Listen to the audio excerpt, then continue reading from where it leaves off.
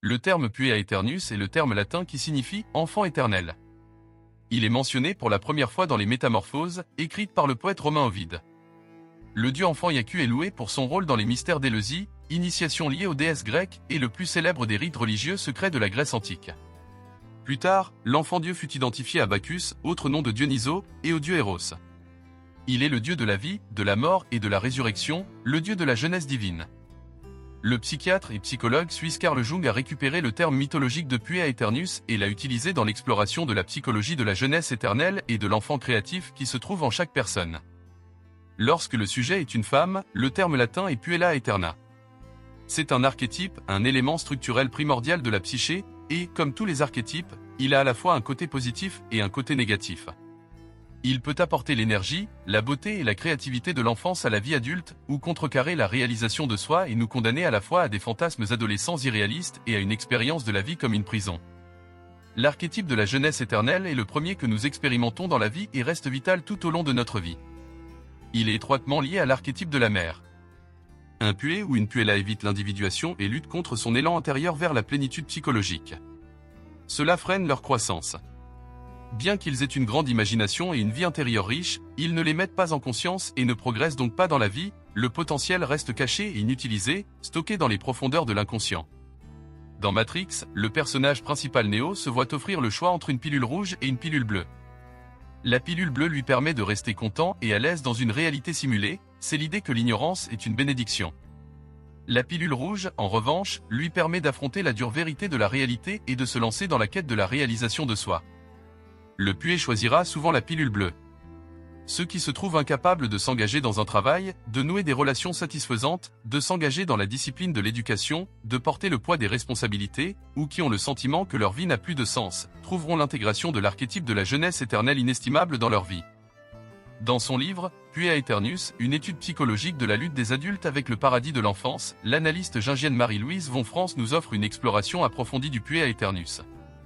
Les aspects négatifs du puella aeternus sont utilisés pour désigner un certain jeune homme qui reste trop longtemps dans l'adolescence, et généralement associé à une trop grande dépendance à la mère. La réaction naturelle d'une mère est de protéger son enfant. Cependant, lorsque l'enfant est gardé trop longtemps dans le confort du nid, il est incapable d'affronter les épreuves et les tribulations de la vie lorsqu'il grandit. Il fuit alors le monde froid et cruel et cherche son enfance sous le cercle nourricier et protecteur de la mère. C'est la tentation inconsciente de retourner dans le ventre maternel. Cela crée un complexe maternel. Le pué est un enfant mâle qui refuse de grandir, d'assumer ses responsabilités et de faire face aux défis de la vie. Il s'attend à ce que d'autres personnes, généralement ses parents, résolvent tous ses problèmes. Comme il n'a pas le goût d'apprendre, il ne parvient jamais à comprendre quoi que ce soit. Von France écrit, ces personnes ont généralement beaucoup de mal à trouver un emploi, car ce qu'elles trouvent n'est jamais tout à fait ce qu'elles voulaient. Il y a toujours un cheveu dans la soupe. La femme n'est jamais tout à fait la femme qu'il faut, elle est gentille comme petite amie, mais... Il y a toujours un mais qui empêche le mariage ou tout type d'engagement. Le pué est conscient du caractère transitoire de la vie, c'est pourquoi il ne se donne à fond dans aucune expérience. Il sait que la fin sera une déception et une séparation. Le pué se prépare toujours à dire au revoir, ce qui augmente la probabilité que l'expérience se termine, renforçant ainsi encore plus ses croyances erronées. C'est une réaction pathologique typique du pué de s'entraîner à ne pas souffrir en anticipant la souffrance. Il anticipe la déception pour ne pas subir le coup, et c'est un refus de vivre. Cela lui semble être la chose rationnelle à faire, mais trop réfléchir est une maladie. Il reste coincé dans sa propre hyperconscience réflexive, une bulle qu'il a lui-même créée et qui l'isole de la vie. L'un des problèmes est que si le pué entre dans la vie, il doit alors faire face au fait qu'il entre dans sa propre mortalité et dans le monde corruptible, il doit prendre conscience de sa propre mort. C'est une variante du vieux motif mythologique selon lequel, après avoir quitté le paradis, qui est une sorte de matrice maternelle archétypale, l'homme tombe dans la prise de conscience de son incomplétude, de sa corruptibilité et de sa mortalité. Le pué est généralement dans un état de somnolence, de sorte que parfois on a envie de lui verser un seau d'eau froide sur la tête. Cependant, ce n'est qu'un aspect extérieur, si l'on regarde plus profondément, on découvre qu'il a en lui une vie fantasmatique chérie. Le pué peut devenir mégalomane et se considérer comme quelqu'un de spécial et d'exceptionnel, un génie caché ou le prochain grand philosophe, mais il n'a aucun produit tangible pour montrer son génie. C'est un artiste sans article. Le pué rêve éveillé et se livre à des fantasmes passifs, ce qui est très différent de la technique d'imagination active de Jung. Rêver de succès au lieu de visualiser l'échec peut rendre une personne plus sujette à l'échec. Jung écrit, le pué mène généralement une vie provisoire, en raison de la peur d'être pris dans une situation dont il ne pourrait pas s'échapper. Les projets d'avenir s'évanouissent dans des fantasmes de ce qui sera, de ce qui pourrait être, alors qu'aucune action décisive n'est entreprise pour changer. Il convoite l'indépendance et la liberté, s'irrite des frontières et des limites, et a tendance à trouver toute restriction intolérable. La vie provisoire est un terme utilisé pour décrire une attitude envers la vie qui est plus ou moins imaginaire, qui n'est pas enracinée dans l'ici et maintenant. La personne nourrit une attitude étrange et le sentiment que son travail, sa maison, sa voiture, son activité créative ou sa relation ne sont pas encore ce qu'elle veut vraiment, ils ne sont que de simples substituts jusqu'à ce que la vraie chose arrive un jour. Jung la décrit comme « la maladie européenne moderne de la vie purement imaginaire ». Le pué fuit l'engagement et la responsabilité, car cela exige un style de vie rigide. Il s'échappe dans le monde de la fantaisie pour trouver un réconfort temporaire. Le pué essaie de s'éloigner le plus possible de la réalité, finissant comme Peter Pan, le garçon qui ne voulait pas grandir, qui vit à Neverland, un endroit où les gens cessent de vieillir et sont éternellement jeunes. Le syndrome de Peter Pan est également connu sous le nom de pué aeternus. Il s'agit d'un problème de plus en plus courant à notre époque. Une telle personne manque de sens de l'identité, ce qui se traduit par des sentiments inquiétants de fragmentation et d'inutilité. Le pué compense son comportement en poursuivant l'extase dans la drogue, l'alcool, le sexe, le sport et les escapades audacieuses, qui transcendent la dépression intérieure qui menace la fragmentation, en accordant une illusion d'individualité, qui sous-tend sa recherche incessante de cet état de stabilité et d'harmonie. La personne qui vit provisoirement est aliénée de sa propre réalité, passant son temps à ruminer des fantasmes qui ne mènent nulle part et qui n'aboutissent à rien. Dans la fable grecque antique, l'astrologue tombé dans un puits, Thalès de Milet, considéré comme le premier philosophe, aurait été si perdu dans ses pensées qu'en regardant les étoiles, il serait tombé dans un puits. Comment pourrait-on n'avoir connaissance des choses célestes d'en haut, si l'on ne sait pas ce qui se trouve sous nos pieds? Bien que le puer ait une imagination vive, il n'est pas capable de transformer ses idées en action, car il vit dans un royaume éthéré et n'a pas accès au sang et aux entrailles de la vie sur Terre. En conséquence, le puer n'a pas beaucoup de succès dans la vie. Von Franz écrit, en réalité, par exemple, il se lève à 10h30, traîne jusqu'à l'heure du déjeuner avec une cigarette au bec, laissant libre cours à ses émotions et à ses fantasmes. L'après-midi, il a l'intention de travailler, mais il sort d'abord avec des amis, puis avec une fille, et la soirée se passe en longues discussions sur le sens de la vie. Il se couche ensuite à 1h et le lendemain est une répétition du précédent. De cette façon, la capacité de vivre et les richesses intérieures sont gaspillées, car elles ne peuvent pas entrer dans quelque chose de significatif, mais elles envahissent lentement la véritable personnalité. L'individu se promène dans un nuage de fantasmes, fantasmes qui en eux-mêmes sont intéressants et pleins de riches possibilités, pleins de vies non vécues. On sent qu'une telle personne a une richesse et une capacité énorme, mais il n'y a aucune possibilité de trouver un moyen de réalisation. Le pué a généralement une grande capacité à assimiler le contenu et à écouter, de sorte qu'il semble qu'il va le mettre en œuvre. Mais il n'applique jamais les concepts qu'il a appris, car il n'est pas suffisamment ancré dans la réalité. C'est un tour que le pué joue, la prise de conscience qu'il doit s'adapter à la réalité est pour lui une idée intellectuelle qu'il réalise dans l'imagination mais pas dans la réalité. Bien que cela puisse paraître simple, le pué est incapable de franchir la frontière entre l'imagination et l'action.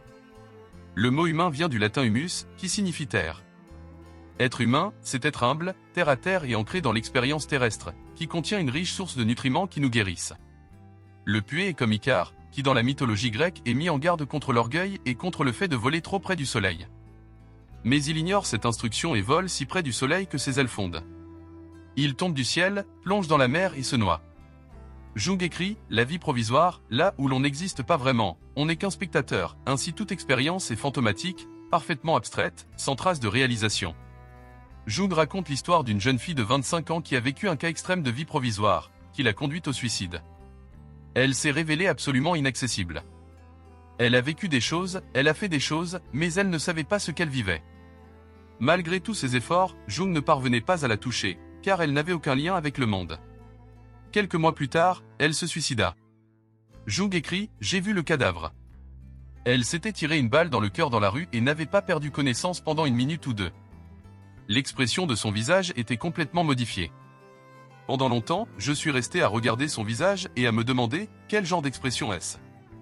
C'était quelque chose d'extraordinaire, l'expression de quelqu'un qui était convaincu, par exemple, qu'une chose était noire, et pour qui il était très important qu'elle soit noire, mais à qui on avait finalement prouvé qu'elle était rouge, et c'était comme si elle se rendait compte tout à coup qu'elle était rouge. C'était un regard plein de perplexité et d'une sorte de surprise agréable. J'ai vu ce qui s'est passé, au moment où elle s'est tiré une balle, elle a compris pour la première fois ce qu'était la vie. Il arrive que les gens se blessent gravement pour prendre conscience de ce qu'est réellement la vie. Cela montre à quel point les gens sont souvent profondément inconscients. Le monde intérieur doit compléter le monde extérieur, et vice-versa. Une dépendance excessive au monde intérieur, qui empêche l'ego de sortir du pays imaginaire, rend impossible l'avancée vers l'âge adulte. À mesure que la crise s'aggrave, l'inconscient commence à s'infiltrer et menace de submerger et de noyer l'ego. Tout ce que l'on a en soi mais qui ne vit pas grandit contre soi. Il y a aussi des enfants qui deviennent matures trop tôt et grandissent très vite à l'extrême opposé des pués. Ce sont des enfants négligés. Les difficultés de la vie les ont forcés à devenir très réalistes, indépendants et désillusionnés. On peut généralement deviner à partir d'une expression amère et faussement mature que quelque chose s'est mal passé. Ils ont été chassés trop tôt du monde de l'enfance. De telles personnes ne peuvent aimer ni faire confiance à personne. Dans cette situation, la vie n'a plus de sens, car elles ont perdu l'aspect magique de la jeunesse éternelle. Elles se sentent toujours irréelles, seulement à moitié vivantes. En thérapie, l'analyste a la difficile tâche de ramener le patient à ses fantasmes infantiles, afin de les traiter correctement. L'éternel enfant contient aussi de nombreuses qualités positives, une spiritualité qui naît du contact étroit avec l'inconscient. Le pué est agréable, a le charme de la jeunesse et entame des conversations vivifiantes et profondes. Il apparaît comme l'enfant divin qui symbolise la nouveauté, le potentiel de croissance et l'espoir pour l'avenir. Friedrich Nietzsche en comprenait l'importance. En fait, il considérait l'enfant comme la métamorphose finale pour devenir ce que l'on est. Il écrit « L'enfant est innocence et oubli, un nouveau commencement, un jeu, une roue qui se propulse, un premier mouvement, un oui sacré. » Pour le jeu de la création, mes frères, il faut un oui sacré à la vie. Ce que l'on entend par enfant intérieur, c'est celui qui naît de la maturité de l'adulte. Il ne s'agit pas d'une régression vers un état de vie infantile, mais d'une progression vers la plénitude. Nous avons tous en nous un enfant intérieur, même les personnes âgées, qui semblent parfois revenir à l'état d'innocence enfantine. L'éternel jeune est celui qui est immergé dans l'instant présent et rempli d'émerveillement et d'enjouement, laissant place à la pure créativité. Il est un homme qui dit oui, le summum de l'affirmation de la vie. Il amène le royaume céleste dans son existence terrestre. Un passage de la Bible dit, en vérité, je vous le dis, si vous ne vous convertissez et si vous ne devenez comme les petits-enfants, vous n'entrerez pas dans le royaume des cieux. En vieillissant, nous entrons dans le monde du sénex, qui signifie vieil homme en latin. Lui aussi possède des aspects positifs et négatifs. Sur le plan positif, c'est une personne équilibrée, ancrée dans la réalité, patiente, consciencieuse, réticente au risque et maîtrisée. Il apparaît ici comme l'archétype du vieux sage. Le côté négatif du sénex est le cynisme, la rigidité, le matérialisme, la réticence au changement et le manque d'humour. Le sénex est l'opposé de l'archétype pué, bien qu'ils doivent être considérés comme les deux faces opposées d'une même pièce. Nous reconnaissons la jeunesse en connaissant l'âge, nous prenons conscience du vieillissement en nous rappelant comment nous étions lorsque nous étions jeunes. Jung écrit « L'ombre du pué et le sénex associé au dieu Apollon discipliné, contrôlé, responsable, rationnel, ordonné. » Inversement, l'ombre du sénex est le pué, lié à Dionysos sans limite, instinct, désordre, ivresse, fantaisie. Le pué rêve grand. Le sénex travaille dur. Le rapport de l'un à l'autre varie d'une personne à l'autre. Les deux archétypes vivent en nous et tous deux sont nécessaires à une vie psychologiquement saine. Un déséquilibre unilatéral dans un sens ou dans l'autre n'est pas conseillé. Le pué et le sénex ont des versions différentes du jeu. Alors que le pué apprécie le sport, la vie sociale, les jeux, les sorties au restaurant, le cinéma, etc., qui sont tous des produits non tangibles, le sénex considère que le jeu consiste à s'engager dans une activité non professionnelle qui produit un résultat tangible, peindre, cuisiner, écrire, construire, etc. Jung était avant tout un sénex. Il sculptait, gravait des inscriptions sur la pierre, dessinait des mandalas et créait le livre rouge, plein d'images de l'inconscient.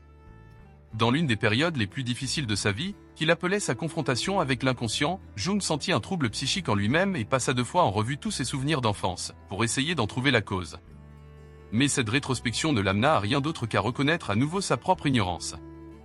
Il se dit, comme je ne sais rien du tout, je ferai simplement ce qui me passera par la tête. Il écrit « La première chose qui me revint à la surface fut un souvenir d'enfance, datant de mes 10 ou 11 ans. À cette époque, je jouais passionnément avec des blocs de construction. Je me rappelais distinctement comment j'avais construit des petites maisons et des châteaux.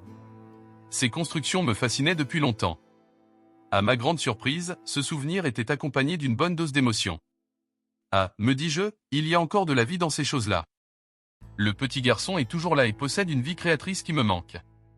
Mais comment puis-je y parvenir? Jung se rendit compte qu'il avait négligé son enfant intérieur. Il se sentit humilié de devoir jouer à des jeux enfantins dans sa vieillesse. Néanmoins, il commença à ramasser des pierres et construisit lentement un village miniature.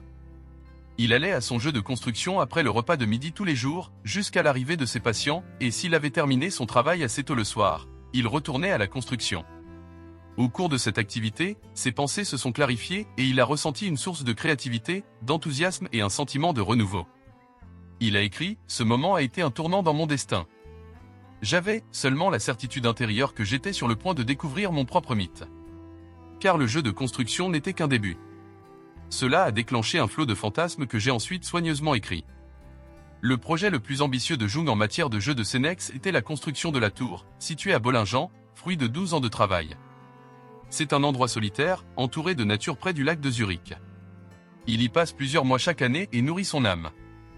Il écrit, à Bollingen, « Je suis au cœur de ma vraie vie, je suis au plus profond de moi-même. » Le Petit Prince d'Antoine de Saint-Exupéry est l'un des livres les plus connus au monde. Il présente tous les traits typiques du Puella Aeternus, ce qui ne change rien au fait qu'il fut aussi un grand écrivain. Il a travaillé comme aviateur professionnel et est mort pendant la Seconde Guerre mondiale dans un accident d'avion.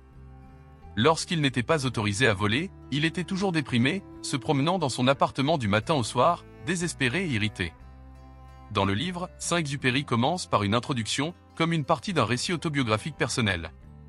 Le livre est basé sur l'imagination des enfants et a une allure très onirique. Le narrateur commence par raconter qu'à l'âge de 6 ans, il a lu que les boa constrictors avalent leur proie entière sans la mâcher, après quoi ils sont incapables de bouger et de dormir pendant les 6 mois nécessaires à leur digestion.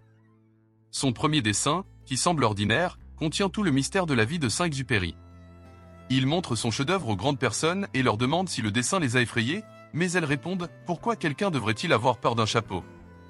Mais son dessin n'était pas l'image d'un chapeau, c'était l'image d'un boa constrictor en train de digérer un éléphant. Comme il ne comprenait pas, il fit un autre dessin. Il dessina l'intérieur du boa constrictor pour qu'il puisse bien voir l'éléphant, car les adultes ont toujours besoin qu'on leur explique les choses. Les adultes lui répondirent en lui conseillant de laisser de côté ses dessins et de se concentrer sur l'étude de l'arithmétique, de la géographie, de la grammaire, etc. C'est pourquoi, à l'âge de 6 ans, il abandonna ce qui aurait pu être une magnifique carrière de peintre. Il choisit alors un autre métier et apprit à piloter des avions, ayant volé dans le monde entier. Chaque fois qu'il rencontrait une grande personne, il lui montrait le dessin numéro 1, pour savoir si cette personne était vraiment compréhensive, mais elle lui disait toujours que cela ressemblait à un chapeau. Il a donc vécu toute sa vie seul, sans personne à qui parler, jusqu'à ce qu'il ait un accident d'avion dans le désert. Cette expérience est liée à sa vie personnelle, au cours de laquelle il a failli mourir de soif et a eu des hallucinations. Alors qu'il essayait de réparer l'avion, il a entendu une petite voix étrange lui dire « S'il te plaît, dessine-moi un mouton ». C'était le petit prince qui était descendu des étoiles. Il lui montre le chapeau et le petit prince dit qu'il ne veut pas d'un boa constrictor qui a avalé un éléphant, il veut un mouton. Cet être magique de l'inconscient est la première personne qu'il rencontre qui le comprend. Cependant, il ne sait pas dessiner un mouton et, après plusieurs échecs, il dessine une boîte à la place et, de manière farceuse, il dit que le mouton qu'il veut est à l'intérieur, car il est trop occupé à essayer de réparer le moteur de son avion. Cela symbolise le conflit entre les exigences de la vie intérieure et extérieure, ce qui pose une tension énorme. Une chose courante qu'un pué fait est de mettre tous ses projets dans une boîte et de les ranger, dans un geste d'ennui et d'impatience. C'est là le grand danger. La chose la plus importante qu'un pué puisse faire est peut-être de prendre quelque chose au sérieux et de s'y tenir. Cette première partie de la nouvelle résume en quelques mots tout le problème du Puella Aeternus. On voit que Saint-Exupéry ne s'est jamais vraiment habitué à vivre dans le monde des adultes. Il a connu la dépression et la désillusion. C'était comme si son inconscient lui disait qu'il devait participer au monde et qu'il ne pouvait pas toujours échapper au monde sans imagination et banal de la vie quotidienne. Il avait l'impression que son âme était complètement desséchée et qu'il mourait de soif, d'où l'image du désert. Cette crise de la quarantaine conduit à une distraction consciente et une petite erreur peut coûter la vie. Le monde des adultes manque de l'enchantement de la nature et de la magie des contes de fées. C'est totalement mort. Saint-Exupéry écrit « Je connais une planète où il y a un certain monsieur au visage rouge. Il n'a jamais senti une fleur. Il n'a jamais regardé une étoile. Il n'a jamais aimé personne. Il n'a jamais rien fait de sa vie à part additionner des chiffres. Et toute la journée, il répète sans cesse « Comme vous, je suis occupé avec des choses importantes. » Et cela le fait gonfler d'orgueil. Saint-Exupéry parle du vide, de l'idiotie et de l'absurdité de l'âge adulte, et dit que la vie d'enfant est une vie de fantaisie, la vie d'artiste, la vraie vie, tout le reste est une personne vide qui court après l'argent, fait une impression de prestige sur les autres et a perdu sa vraie nature. Le grand problème est qu'il n'a pas trouvé de pont par lequel il pourrait faire passer la vraie vie à la vie d'adulte. Le poète anglais William Wordsworth a écrit à ce sujet de manière poignante « Il fut un temps où les prés, les bosquets et les ruisseaux, la terre et tout ce qui est ordinaire, me semblaient habillés d'une lumière céleste, de la gloire et de la fraîcheur d'un rêve. Ce n'est plus comme autrefois, où que je me tourne, de jour comme de nuit. Les choses que j'ai vues, je ne les vois plus maintenant. Les ombres de la prison commencent à se refermer sur le garçon qui grandit. Finalement, l'homme s'aperçoit qu'elles s'éteignent et disparaissent dans la lumière du jour ordinaire. La question fondamentale est comment peut-on grandir sans perdre le sentiment de totalité, le sentiment de créativité, de magie et d'être vraiment vivant, que l'on avait dans la jeunesse ? Ce qui se passe réellement dans la vie de Saint-Exupéry, c'est que sa personnalité supérieure a été dévorée par la mer, ce qui étouffe la vie et empêche l'être humain de se développer et de grandir. On est en permanence dans le ventre maternel et on ne quitte jamais la coquille protectrice de la mère pour entrer dans le monde des adultes. La grande mère devient la mère dévorante, comme la déesse hindoue Kali. Saint-Exupéry n'emmène jamais le héros dans son voyage, et c'est là le sens de l'éléphant du dessin, qui est le plus grand héros d'Afrique. Contrairement à d'autres parallèles mythologiques, le héros avalé ne parvient pas à se sortir de son prédateur. L'éléphant est généreux, intelligent, taciturne, mais irritable et sujet à des humeurs terribles et à des accès de colère, qui ne peuvent être apaisés que par la musique, et non par les plaisirs sensuels. C'est aussi, étonnamment, ce qui caractérise Saint-Exupéry. L'éléphant est l'image dans son âme de ce qu'il voulait devenir, et il est englouti par la mer dévorante, les tendances régressives de l'inconscient, et plus tard par la mort. Mais Saint-Exupéry ne le savait pas, même si Von France dit qu'il s'en est approché de très près. Pour intégrer le puer aeternus, il faut redescendre sur Terre, non pas en ayant une vision unilatérale de la vie fantasmée, mais en s'exposant à la vie quotidienne, aux corvées et au travail. Le puer doit aussi se fondre dans la masse, devenir le mouton que Saint-Exupéry mettait dans une boîte, ce qui n'est pas sans danger. Une situation dangereuse se guérit par une situation dangereuse. Cependant, c'est l'antidote au complexe maternel. Normalement, très peu de jeunes hommes ont une individualité suffisamment forte pour s'éloigner de leur mère de leur propre gré, ils le font par le biais de la collectivité. C'est la première étape du remède, c'est seulement en s'immergeant dans la société que l'on peut ressentir la chaleur des êtres humains, avoir des liens et le sentiment d'appartenir à une tribu qui transcende les désirs et les besoins individuels. La deuxième étape consiste pour le puer à prendre garde à ne pas se perdre dans la foule. Il doit à la fois sacrifier sa singularité exagérée et sa mégalomanie, qui est sa fausse individualité, et ne pas perdre sa véritable individualité en devenant un simple numéro dans la foule. Cela peut se faire en équilibrant sa vie sociale et sa vie spirituelle, car si l'on ne passe jamais de temps seul, on ne peut jamais construire une fondation indestructible, qui est cruciale pour la réalisation de soi. Nietzsche a écrit « Quand je suis parmi la multitude, je vis comme la multitude et je ne pense pas comme je pense réellement, au bout d'un moment, il me semble toujours qu'ils veulent me bannir de moi-même et me voler mon âme, et je me mets en colère contre tout le monde et j'ai peur de tout le monde. J'ai alors besoin du désert pour redevenir bon. » Jung comparait la durée de la vie humaine au passage du soleil sur une période de 12 heures. Le soleil se lève et nous commençons la journée, naissance, le soleil se lève dans le ciel, nous passons de l'enfance à la jeunesse puis au début de l'âge adulte, le soleil atteint le zénith à midi, milieu de la vie, le sommet de nos capacités, de notre vigueur et, si nous avons été sur la bonne voie, de notre réussite professionnelle. Puis le soleil commence à perdre son altitude, nous commençons à vieillir, jusqu'à ce qu'il se couche finalement, nous mourrons. Ces phases de la vie ont des priorités différentes et des types de psychologie spécifiques. Pour Jung, la priorité de la première moitié de la vie est le renforcement de l'ego, travail, études, relations, etc. Ce n'est que dans la deuxième moitié de la vie que nous sommes suffisamment ancrés dans la réalité et que notre attention se porte sur notre monde intérieur, sur notre quête d'individuation. Un déséquilibre dans cette transition est souvent le début d'une crise de la quarantaine, le cri de l'âme qui réclame sa croissance. Jung écrit « L'importance du matin de la vie réside sans aucun doute dans le développement de l'individu, dans notre enracinement dans le monde extérieur, dans la propagation de notre espèce et dans le soin de nos enfants. C'est là le but évident de la nature. Quiconque reporte dans l'après-midi et de la vie la loi du matin, ou le but naturel, doit en payer le prix en endommageant son âme, tout comme un jeune en pleine croissance qui essaie de reporter son égoïsme enfantin dans la vie adulte doit payer cette erreur par un échec social. Jung nous dit que pour guérir la névrose du puer, il faut travailler. C'est le mot le plus désagréable pour un puer, car il doit sacrifier les merveilles du monde imaginaire à une vie conventionnelle, qui exige engagement et responsabilité. Cela lui semble une folie totale, car il abandonne sa particularité. L'étape cruciale est qu'il doit chasser ses démons et veiller à ne pas chasser aussi ses anges. Cela ne peut se faire qu'en se concentrant sur le monde intérieur et le monde extérieur, ce qui est le but de l'individuation. Grâce au travail, le puits peut réellement devenir exceptionnel dans la réalité, et non dans l'imaginaire. Peu importe que l'on ne sache pas quel métier est le bon ou ce que l'on veut vraiment faire, il faut s'accrocher à n'importe quel travail et s'immerger dans le monde extérieur. Søren Kierkegaard appelle ce type d'angoisse le vertige de la liberté, le vertige qui naît du fait de devoir choisir parmi une mer de possibilités infinies. On peut alors soit se perdre dans le fini, en devenant une imitation des autres, soit se perdre dans l'infini, un état de paralysie analytique où l'on pense à toutes les possibilités mais n'agit jamais. Le puits essaie généralement différents travaux mais ne s'en tient jamais à un seul et abandonne quand cela devient trop ennuyeux. Bien qu'il puisse travailler, il trouvera cela pénible.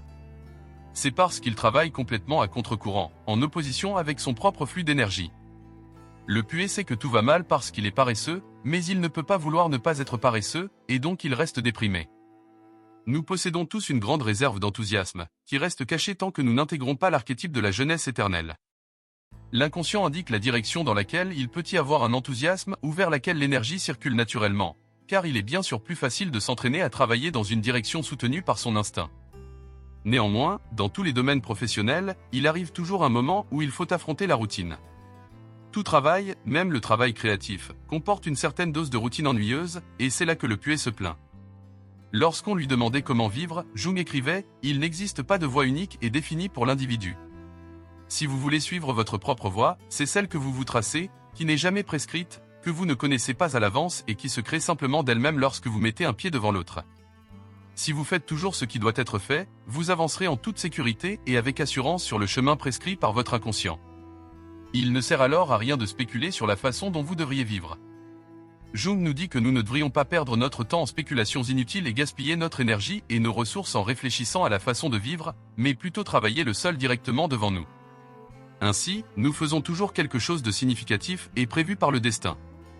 Le puits l'appelle à l'aventure dans le voyage du héros, ce qui sépare la personne des aspects de sa vie antérieure et provoque de l'anxiété.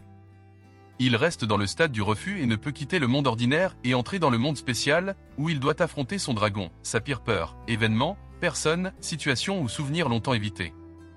Ainsi, il ne peut pas accéder à sa récompense, un coffre au trésor rempli d'or intérieur gardé par le dragon.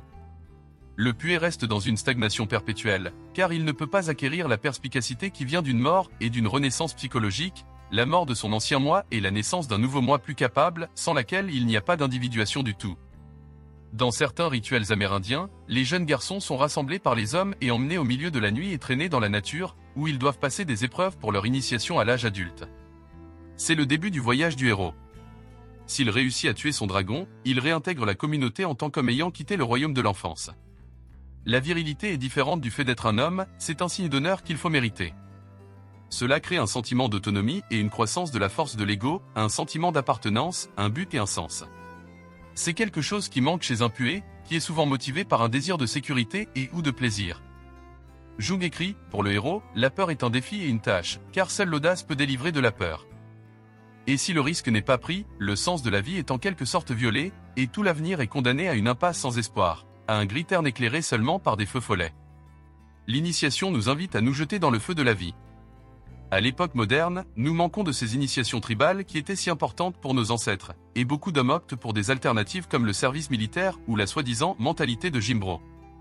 Certains jeunes hommes espèrent que quelque chose dans la vie les fera sortir de la vie quotidienne pénible et monotone, comme être jetés sur une île où il faut survivre en faisant du feu, en s'abritant, en chassant pour se nourrir, etc. C'est à la fois terrifiant et exaltant. En termes psychologiques, ils attendent qu'un archétype s'active dans leur psyché et les aide à s'orienter dans la vie. Pour une jeune femme, c'est le mariage et la maternité qui conquièrent la puella. Il y a un moment sacrificiel où, pour incarner l'archétype de la mère, elle doit placer l'archétype d'Aphrodite sur l'autel sacrificiel et accepter le fait que son corps va être très différent et qu'elle va se sentir différente après avoir donné naissance à un enfant. Cette énorme responsabilité de la mère provoque souvent la mort de la puella. Cela ne veut pas dire qu'il n'y a pas de cas où une mère est toujours une puella, ou une femme qui n'a pas d'enfant qui n'est pas une puella. Les drames sont une source importante pour intégrer le puits. Lorsque l'enfant intérieur apparaît dans les rêves, il est toujours derrière nous et devant nous, simultanément. Derrière nous se trouve l'ombre infantile, celle qui nous ramène toujours en arrière et nous pousse à devenir infantiles, dépendants, paresseux, fuyant les problèmes, les responsabilités et la vie. Elle doit être sacrifiée pour que nous devenions des héros. L'enfant Dieu qui est devant nous signifie le renouveau, la possibilité d'une vie qui grandit et s'étend continuellement. Lorsque notre attitude égotique change, les rêves réagissent. Nous pouvons influencer les rêves en les écrivant et en leur donnant un sens, en les dessinant et en les coloriant. Cela nous aide à amplifier le contenu du rêve et à faire de ces figures imaginaires une réalité, et l'inconscient s'en rend compte, car il change aussi. Les images de drame peuvent être utilisées dans l'imagination active, lorsque vous entrez dans votre image intérieure tout en étant conscient, et continuez à y vivre et à la transformer, en lui donnant une nouvelle vie. Les drames nous disent quoi faire de notre vie, et nous n'avons pas à nous inquiéter si nous ne comprenons pas un rêve, car un rêve nous comprend. L'artiste suisse Peter Birkose a rêvé du puits à Eternus et a réalisé un tableau.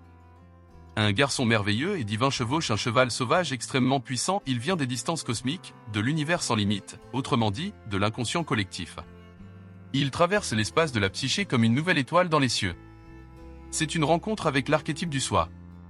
Il a 4 bras et d'une main pousse une fleur magique à 8 pointes, où il la tient. Le garçon incarne la quaternité, l'expression universelle de la totalité spirituelle, caractéristique de la plupart des images de la divinité. Le poète et artiste visionnaire anglais William Blake est un exemple de personne individualisée ayant intégré son puits à Eternus. Il nous rappelle que si les portes de la perception étaient nettoyées, tout apparaîtrait à l'homme tel qu'il est, infini, nous ouvrant au mystère de la vie intérieure et extérieure. Je sens qu'un homme peut être heureux dans ce monde, et je sais que ce monde est un monde d'imagination et de vision. Je vois tout ce que je peins dans ce monde, mais tout le monde ne voit pas de la même manière.